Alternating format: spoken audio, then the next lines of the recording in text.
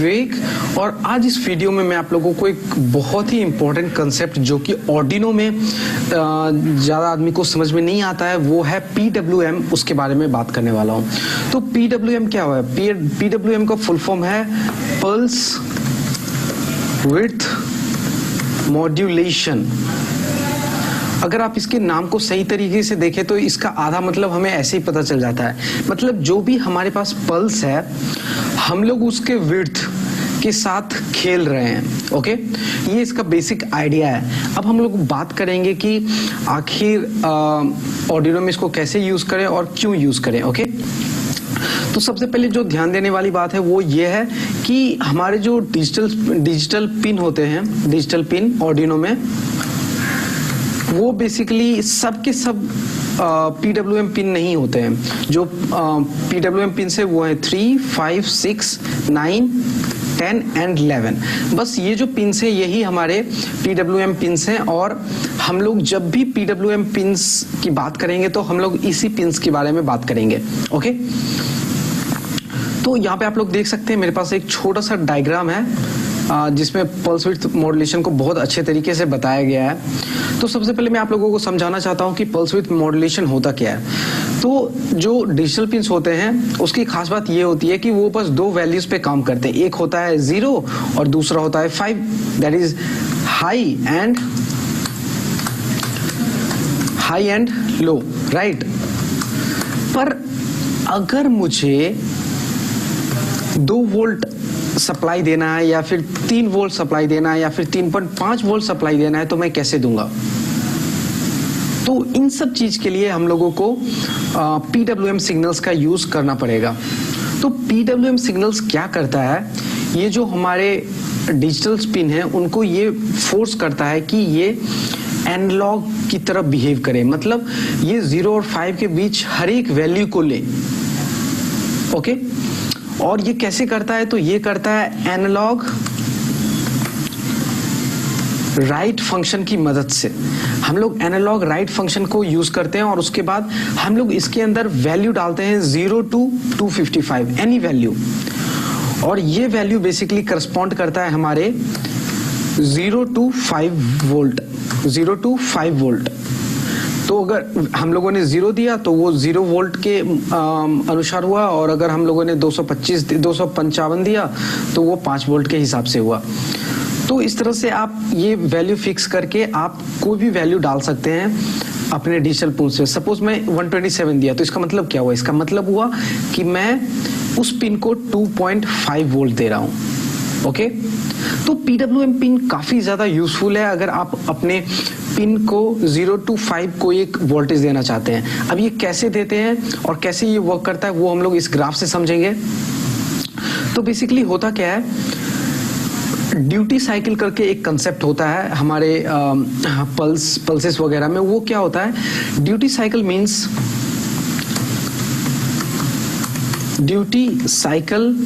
Means the percentage of time the signal is high।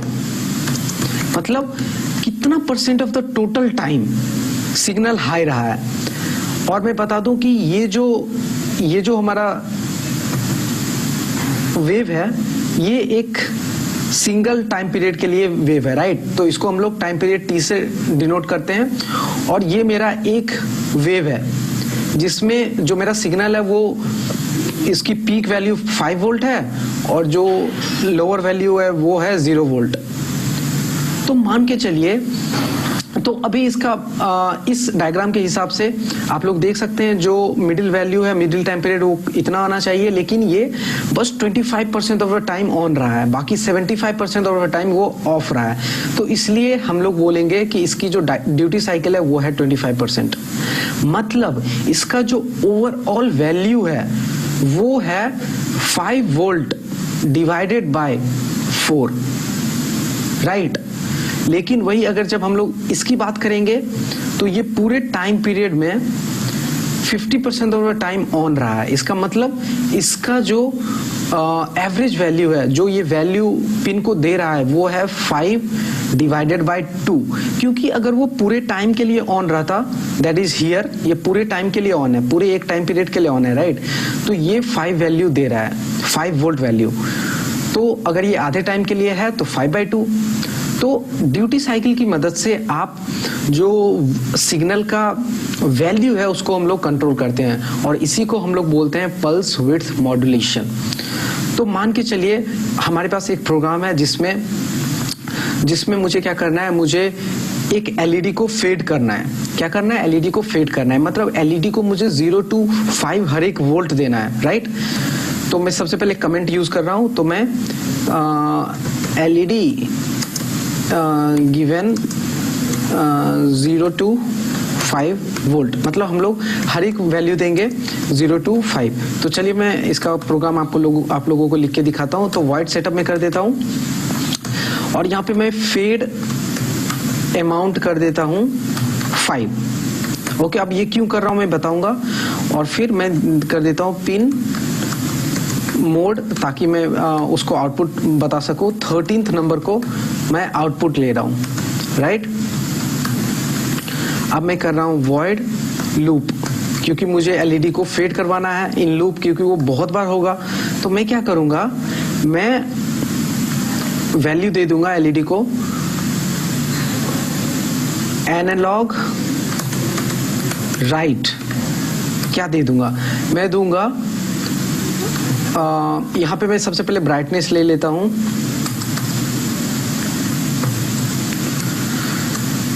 Int fade amount actually, और इसको बाहर रखूंगा, क्योंकि एक कंसेप्ट होता है फंक्शंस में लोकल एंड ग्लोबल वेरिएबल का। तो अगर आप किसी भी एक वेरिएबल को फंक्शन के अंदर लिख देते हैं, तब आप उसको दूसरे फंक्शन में यूज नहीं कर सकते हैं। उसी तरह से मैं इंट ब्राइटनेस कर देता हूं, जिसको मैं फिलहाल 0 ले रहा हूं, और फिर मैं एनालॉग राइट करता हूं brightness.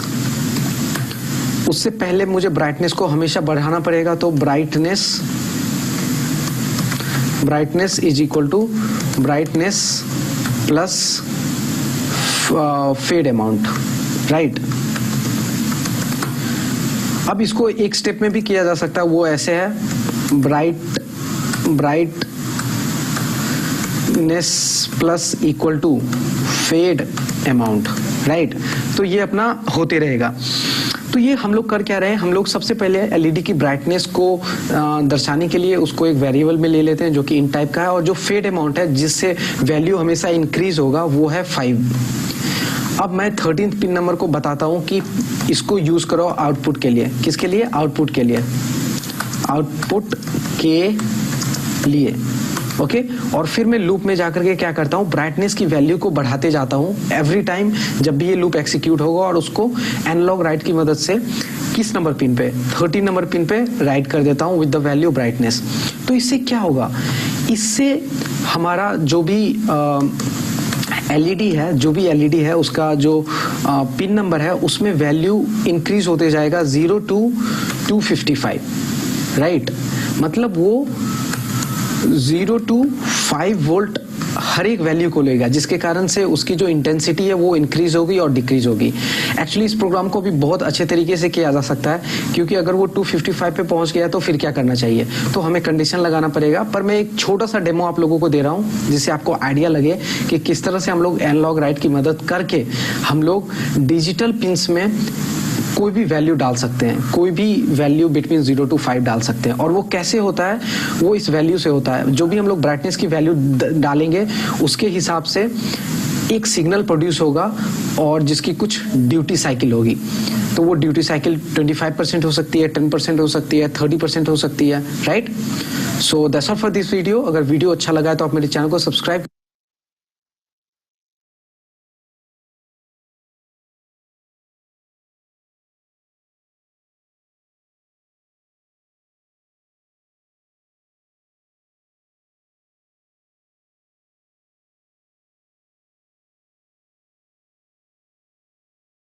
So what you see here in the video is we have a Raspberry Pi standard camera module version 1.3, this one, and then we have a Raspberry Pi 4 okay, and then we have a little Type-C USB cable which will be used in order to power up the Raspberry Pi 4. So basically we will be learning first how we can connect a Raspberry Pi camera module with a Raspberry Pi 4 properly. Okay, so if you look at Raspberry Pi camera module, then you might realize that it is very sensitive to electrostatic discharge. So when you buy a Raspberry Pi 4 camera module, then you have to make sure that you use it gently, take a proper care for electrostatic charges, right? So once you take care of that part, then when you take out this camera module from the standard packaging boxes, what you will see is there is a little CMOS camera sensor, right? And the interesting part to look for us in terms of connectivity is its flat ribbon cable. Okay, so this is the flat ribbon cable that we will going to use in order to connect to Raspberry Pi 4, right? So this is how the CSI cable will look like, right? So if we look carefully, then one end of the CSI cable will look into the blue color and the other end of the flat ribbon cable is into the silver notches, right? So when it comes to connecting this camera module using this flat ribbon cable to Raspberry Pi, then we have to look for ZIP 15 CSI connector, and this is the one zip connector I'm just talking about, right? So by default, let me just show you a little bit properly. So by default, this ZIP 15 connector is pushed down, right? So we have to take the two end gently and stretch it upward, and you see it creates a little cavity where you can plug in this flat ribbon cable, right? And the way it's going to fit into this CSI connector is something like this. We can take this camera module and make sure the blue label, blue color part will be toward the 3.5 audio jack, okay, and plug in that way so that it can fit properly into CSI connector. Okay, once it is properly fit in, take the other hand and press the connector.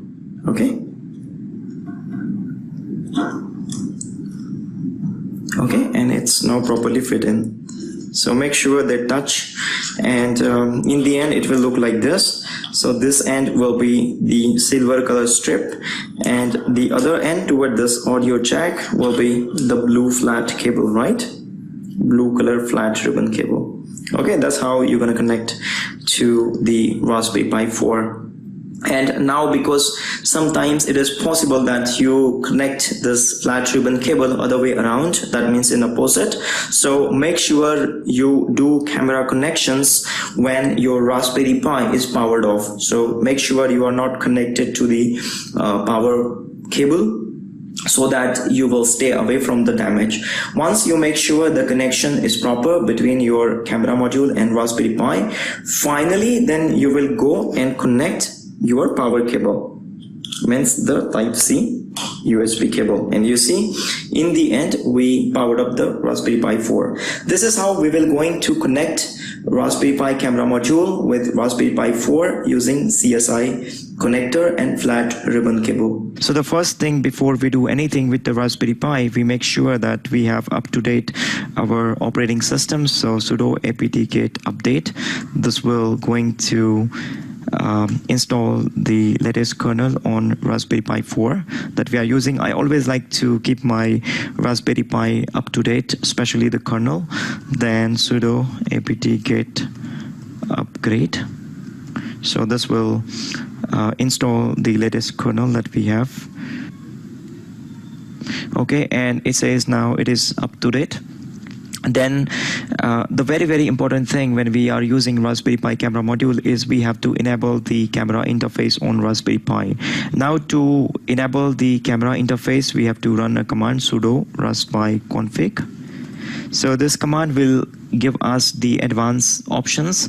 So there we have to scroll down and select interfacing options, and there we select the camera, use up and down arrow key and hit enter, select the camera, and it asks us, would you like the camera interface to be enabled? And yes, we want to enable, so just hit enter, and then it says the camera interface is enabled, and then say okay, so hit enter, and then use a tab button and on a laptop, and then select the finish, okay, till the finish gets selected, and then hit enter. And this is how we will going to select this is how we will going to enable the camera interface on our Raspberry Pi 4. The next step is to apply the changes we have made. Sudo reboot is the command to restart the Raspberry Pi so that the changes that we have made will be applied. Okay, so let me close this, everything. Okay, and then I have just Bitwise SSH client. Okay, and it might take a couple of seconds to reconnect the Raspberry Pi. I hope it will come up quickly. And okay, it says accept for the session, and you will see the black screen will pop up. Okay, it doesn't come, so just click on new terminal console. It will give us the new terminal console, and then new SFTP window. We need it later, so just open it up and go to the black screen. I would like to run a clear command. Now to capture the image using Raspberry Pi camera module, we have to use a command, raspi still. So basically the way you use this camera module is basically to access this camera over Raspberry Pi is by using a command, and raspi still is one of the command to access the camera modules on Raspberry Pi. So we will write a raspi still and then -o to output. We want to capture the image, so I would give it a name, like let's say Umesh, it's my name, .jpeg, and hit enter. And this basically will capture the image using my Raspberry Pi camera connected to Raspberry Pi. And make sure that I'm running this command in my home directory. So I run ls command to list the directories and files, and you see umesh.jpg file is created, right? So this is the image that we have captured. Now to see this image, I want to take you to the SFTP terminal, and you see here in SFTP in the right side there is a Raspberry Pi, so I can refresh and you see this umesh.jpg file. I can move it to my desktop on my laptop in the left side of SFTP terminal, and you see right now umesh.jpg, and you see here the Umesh, there's one image that came.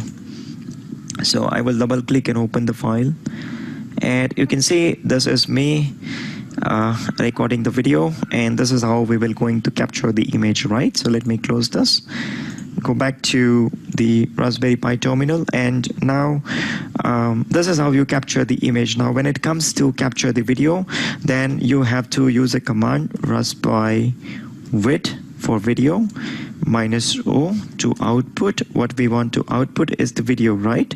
So I would going to say my video dot h264. So dot h264 is the AVC, that means advanced video coding. That is, type of the video that you will going to record out of this Raspberry Pi camera module, right? So that's the extension. Make sure it's a AVC, that is what it means, like advanced video coding, right?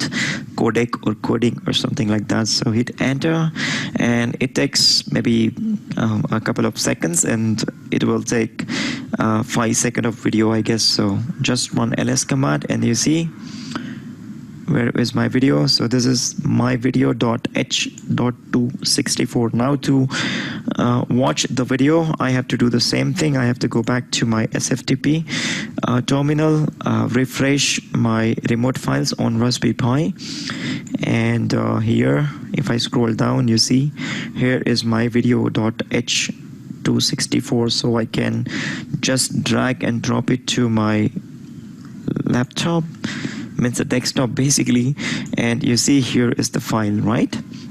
So once the transfer is completed, I can minimize this, and if I try to open this in the Windows Media Player, it won't work.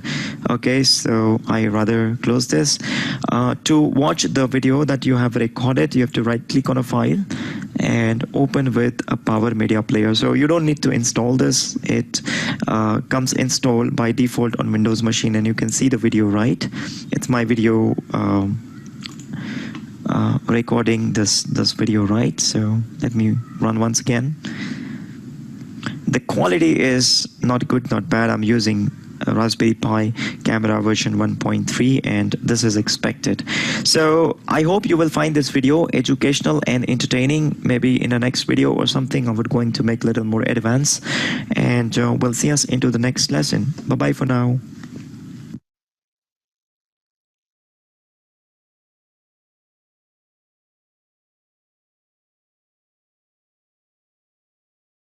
Hi everyone, in this video I'm going to show how to set up a web server with a Raspberry Pi. I happen to be using an